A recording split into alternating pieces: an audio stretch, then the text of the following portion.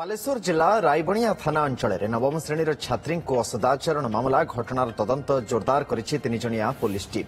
अतिरिक्त एसपी निरंजन बेहरा नेतृत्व में एक 3 जणिया टीम गांव में पहुंची तनागना आरंभ करछि। एपटे मामलें स्कूल प्रधान शिक्षक और गणित शिक्षकों को अटक रखिछि पुलिस।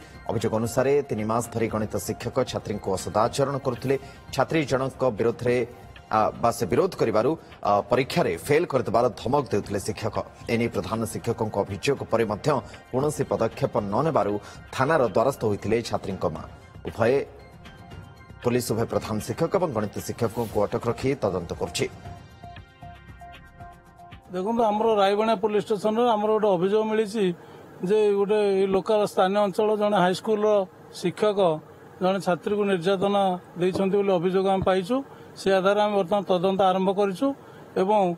सन्देह 2 जन शिक्षक भूमिका जो सन्देह आसुच्ची 2 जन शिक्षक आम अटक रखी बर्तमान तदंत आरंभ करूँ। टीम रे आम बर्तमान 3 जन सीनियर अफिसर अच्छे। जलेश्वर प्रतिनिधि अजित दास आम सहित जोड़ी अटक ना गिरफ अजित देखो गत काली अटक रखा कारण बर्तमान जेहेतु तदंत जारी अटक रखा घटना 3 मास पूर्व घटी कारण छात्री जनक रायबणिया अंचल से नवम श्रेणी छात्री से बापा माँ को बारंबार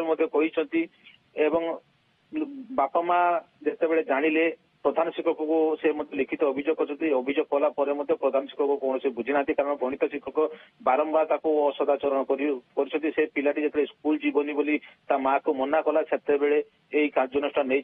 गत काली राति ही नाम लिखित अभियोग कर लिखित अभियोग करने रायबणिया पुलिस 2 जन को अटक रखी तदंत जारी रखी। जेहेतु गणित शिक्षक नाम असदाचरण जेहेतु प्रधान शिक्षक बुझिले नहीं से पुलिस अटक रखी तदंत जारी रखी।